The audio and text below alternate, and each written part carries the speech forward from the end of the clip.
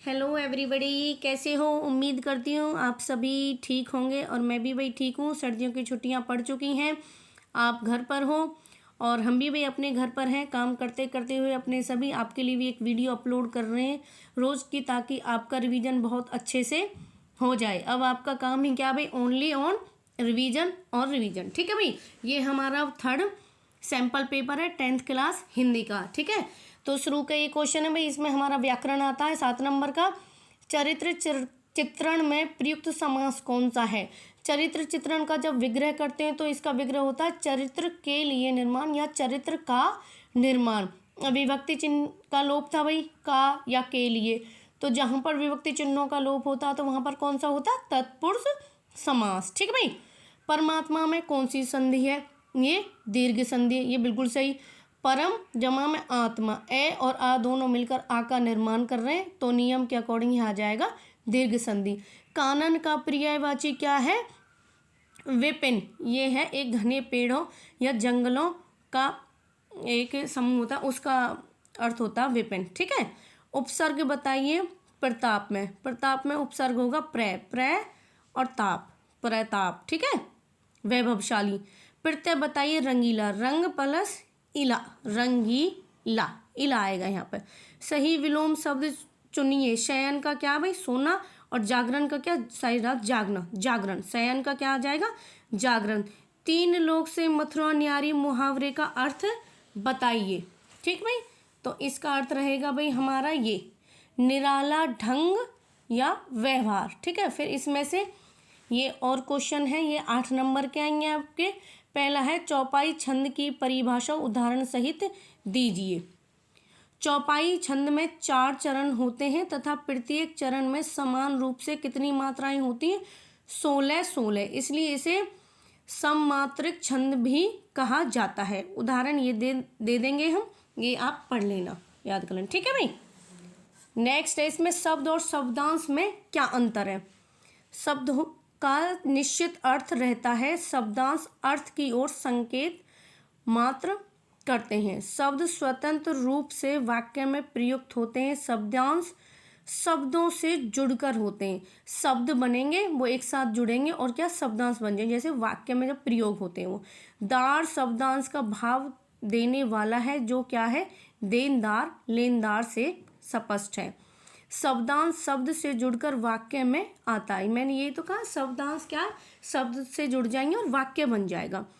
प्रभु देवन हार है, यहाँ हार शब्दांश देवन शब्द से जुड़कर ही प्रयुक्त हुआ है। अब इसमें सलेश अलंकार पूछा गया था, उसकी डेफिनेशन बतानी। सलेश शब्द का अर्थ होता है चिपकना या जुड़ना। जहाँ काव्य में प्रयुक्त एक ही शब्द एक से अधिक अर्थ निकले, वहां पर क्या? श्लेष अलंकार होता है।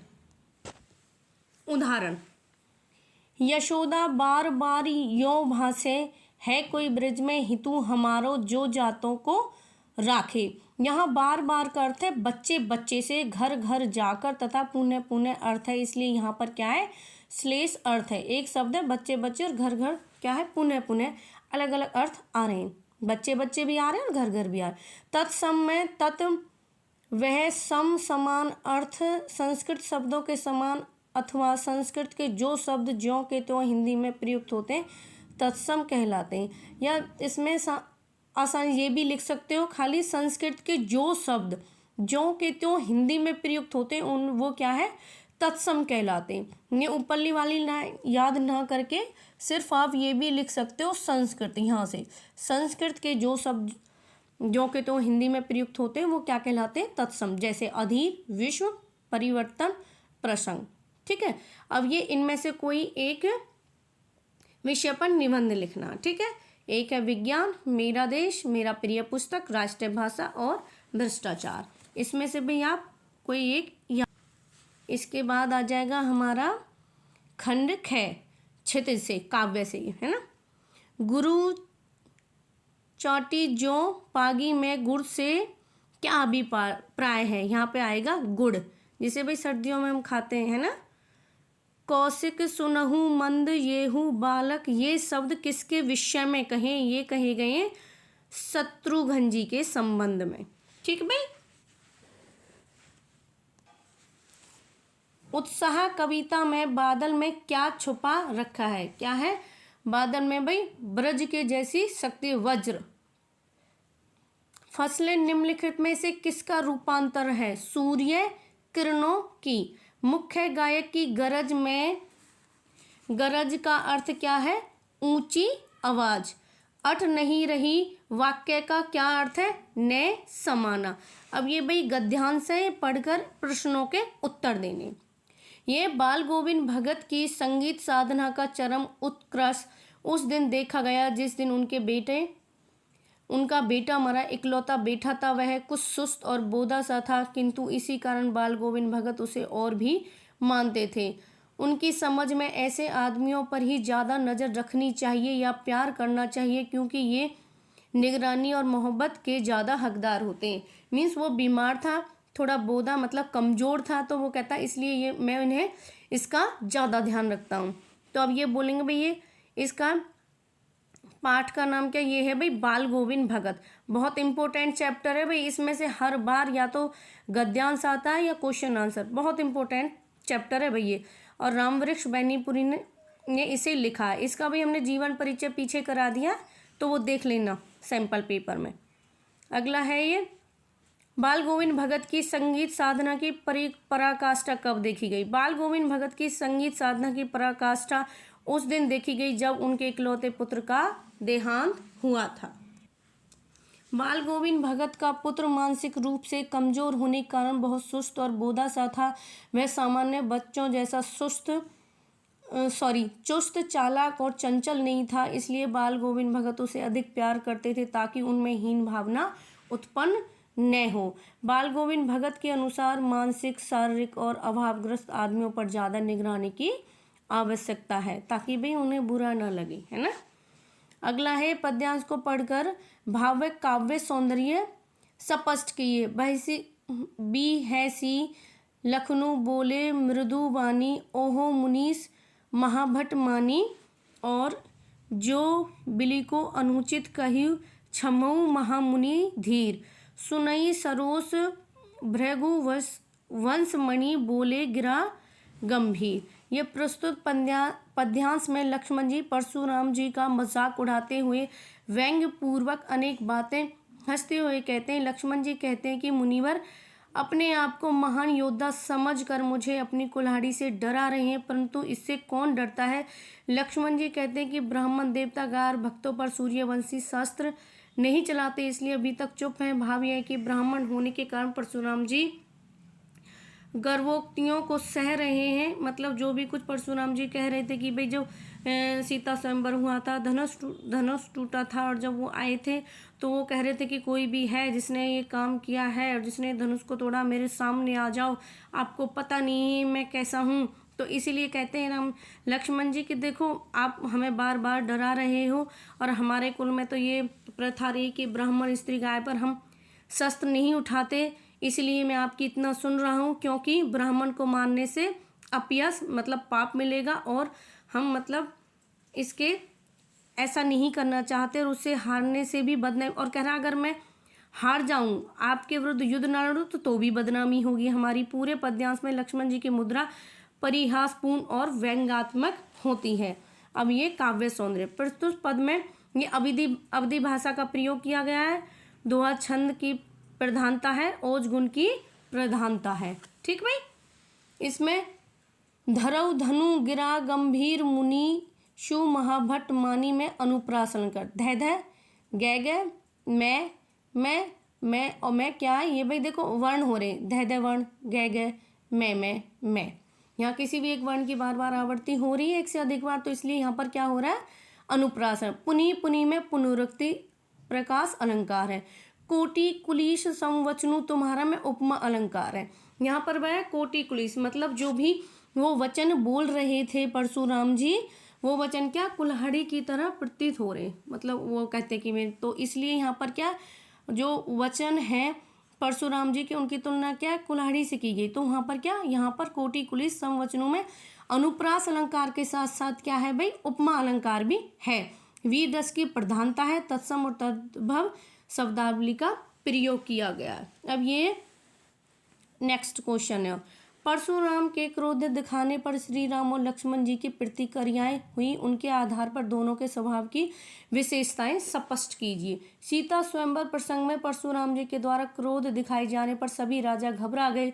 श्री राम में धैर्य था, इसलिए उन्होंने विनम्रता पूर्वक परशुराम जी से कहा कि शिव धनुष तोड़ने वाला भी कोई आपका ही दास होगा, इसलिए क्रोध मत करो।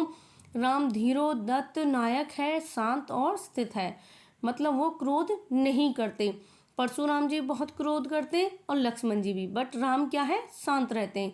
लक्ष्मण जी आयु में छोटे, चंचल और शीघ्र धैर्य खो देते हैं। परशुराम के क्रोध का वह मजाक उड़ाते हैं। परशुराम जी के बड़बोलेपन पर व्यंग्य कसते हैं। एक सीमा तक वे अपनी चंचलता का परिचय देते हैं। धीरोदत्त नायक हैं। आत्मकथा भाई हमने पीछे कराया था सैंपल पेपर, इसीलिए हम रोज करा रहे हैं। आप देखोगे तो देखो दोबारा कुछ क्वेश्चन आ रहे हैं। आत्मकथा कविता में जब बोलते हैं जयशंकर जी कि आप लिखो, तो वो कहते हैं मैं क्या ही लिखूं, है ना, पढ़ा था ना ये पीछे। हाँ, तो ये देखो टाइम वेस्ट ना करते हुए नेक्स्ट, ये नेताजी की आंखों पर चश्मा क्यों नहीं था, क्योंकि कैप्टन मर गया था। औरतें क्या लेकर मैंड पर बैठी थी, कलेवा। ठीक है, वो उनके जो पति थे वो किसान थे, वो खेतों में काम करते थे, तो औरतें क्या कलेवा लेके जाती थी उनके लिए। शब्दकोश की रचना से पिता को क्या प्राप्त हुआ, यश प्रतिष्ठा। नवाब ने खीरे को लखनऊ का कौन सा खीरा बताया था, बालम। 9 वक्त के खाने में इबादत किसकी रचना है, यतीन्द्र मिश्र की। भाई इसका जीवन परिचय भी करा दिया मैंने। नई चीज की खोज कौन करता है, संस्कृत व्यक्ति। नेक्स्ट, अब ये भाई निम्नलिखित गद्यांश को पढ़कर नीचे कुछ प्रश्न दिए, उनके अकॉर्डिंग आपको उनका आंसर देना। आग के आविष्कार में कदाचित पेट की ज्वाला की प्रेरणा एक कारण रही। सुई धागे के आविष्कार में शायद शीतनोषण, मतलब शीतनोषण से क्या है, ठंड से बचना तथा शरीर को सजाने की प्रवृत्ति का विशेष हाथ रहा। अब कल्पना कीजिए कि उस आदमी की जिसका पेट भरा है, जिसका तन ढका है, लेकिन जब वह खुले आकाश के नीचे सोया हुआ रात के जगमगाते तारों को देखता है तो उसकी केवल इसलिए नींद नहीं आती क्योंकि वह यह जानने के लिए परेशान है कि आखिर वह मोती भरा थाल क्या है। पाठ और लेखक का नाम आपको पता है भाई, ये संस्कृति पाठ है, लेखक है भदंत आनंद कौशल्यान। ठीक है भाई। मनुष्य ने आग का आविष्कार क्यों और कैसे किया, क्योंकि भाई उन्हें खाना क्या है, कच्चा मिल रहा था, है ना, पेट की आग को शांत करने के लिए। तो यदि मानव जंगली कंद मूल फल आदि से अपना पेट भरता था, परंतु इससे उसकी भूख शांत नहीं होती थी।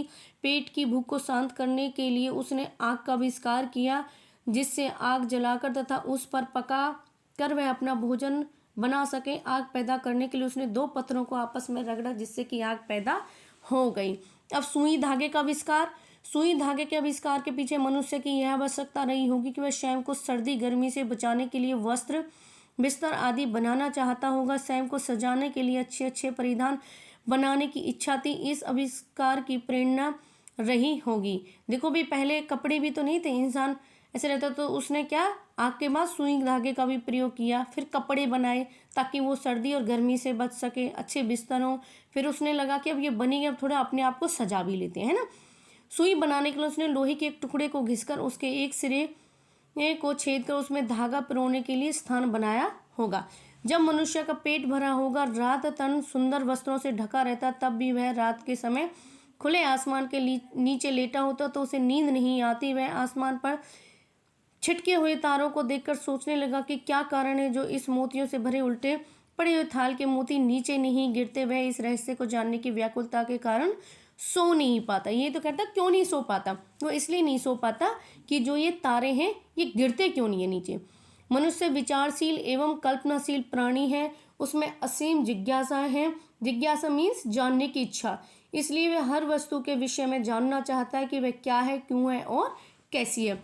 मन्नू भंडारी, भाई ये भी हमने जीवन परिचय करा दिया, इसलिए पिछला सैंपल पेपर देखना आपके लिए बहुत जरूरी है। एक कहानी यह भी के आधार पर तत्कालीन समाज में स्त्रियों की स्थिति पर प्रकाश डालिए। आषाढ़ की फुहार पड़ते ही सारा गांव खेतों में दिखाई देने लगता था। वह ये वाला कोई धान की रोपाई के समय समूचे माहौल को भगत की स्वर्ण लहरियां किस तरह चमत्कृत कर देती थी। उस माहौल का शब्द चित्रण प्रस्तुत कीजिए।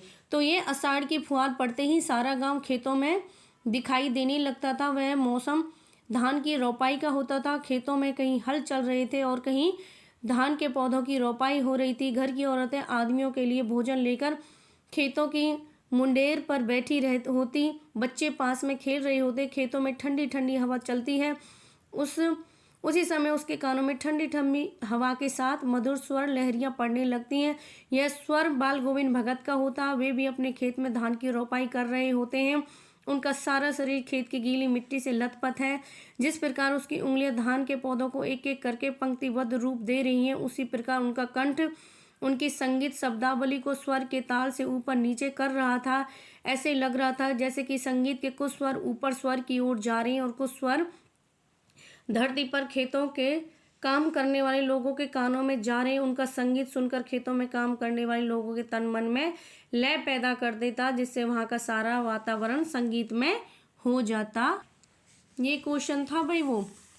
एक कहानी यह भी मैं पाठ के आधार पर कह सकते हैं। स्त्रियों का जीवन उनकी पारिवारिक पृष्ठभूमि पर आधारित था। एक और स्त्रियां थीं जो समाज की पुरानी परंपरा रूढ़ियों में बंधी अपना जीवन यापन करती थी। घर तथा रसोई घर तक ही उनकी सीमा थी। शिक्षा के प्रति कोई रुचि नहीं थी। समाज को भी स्त्री की परिस्थितियों की चिंता नहीं थी। दूसरी ओर लेखिका जैसी कुछ लड़कियां तथा उनके परिवार थे जो स्त्री शिक्षा के पक्षधर पढ़े लिखे थे। उन्हें रसोई घर तक ही सीमित न रख समाज का महत्वपूर्ण अंग बनाना चाहते थे।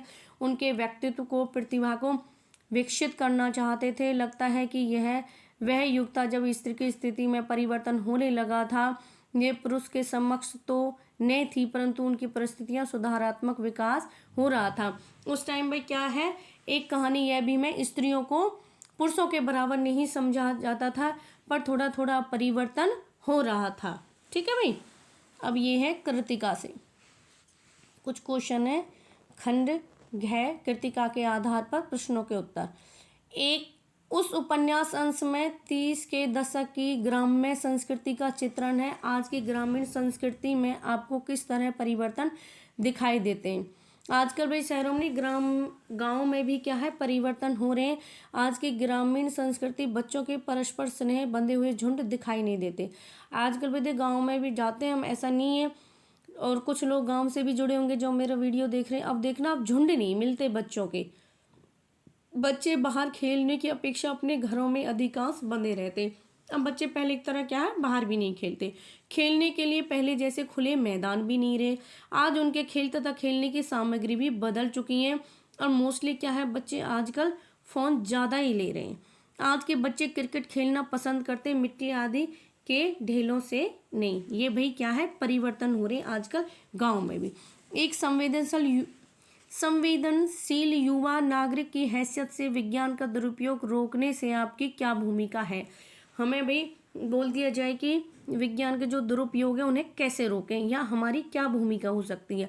वर्तमान युग में विज्ञान का दुरुपयोग करके पॉलीथीन का निर्माण हो रहा है। यह पॉलीथीन पर्यावरण के लिए अत्यधिक हानिकारक है। इससे वातावरण क्या है भाई, प्रदूषित हो रहा है। जीवों का जीवन भी संकट में आ चुका है। कई पशु पक्षी मर रहे हैं। अतः सबसे पहले हमें इन पॉलीथीन के निर्माण पर रोक लगानी चाहिए। इनके साथ साथ अनेक प्रकार के रासायनिक पदार्थ खतरनाक खरपतवारनाशक और पैदावार बढ़ाने के रूप में प्रयोग हो रहे हैं। इससे बहुत अधिक जहर हमारे शरीर में जा रहा है। इसके स्थान पर वही पुराना गोबर खाद अथवा खाद का प्रयोग करके विज्ञान के दुरुपयोग को रोकना चाहिए।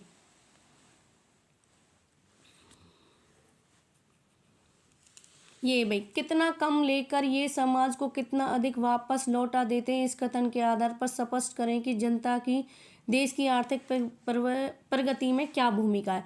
देश की आर्थिक प्रगति में आम जनता की महत्वपूर्ण भूमिका है। देश के महत्वपूर्ण संस्थानों में निर्माण में आम जनता का ही सहयोग है। वहाँ पत्थर तोड़ने से लेकर पत्थर जोड़ने तक का कार्य ही लोग करते हैं। इस कार्य में व्यक्ति का पूरा जोर लगता है, परंतु उनके काम के बदले में उन्हें बहुत कम पैसे मिलते हैं। बड़े बड़े लोगों को धनवान बनाने वाले लोग अपनी दैनिक आवश्यकताओं की पूर्ति भी उन पैसों से बड़ी कठिनाई से करते हैं। सड़कों को चौड़ा बनाने का कार्य, बांध बनाने का कार्य, बड़ी बड़ी फैक्ट्रियां बनाने के कार्य की नींव आम जनता के खून पसीने पर रखी जाती है। सड़कों के निर्माण से यातायात का आवागमन सुगम हो गया है।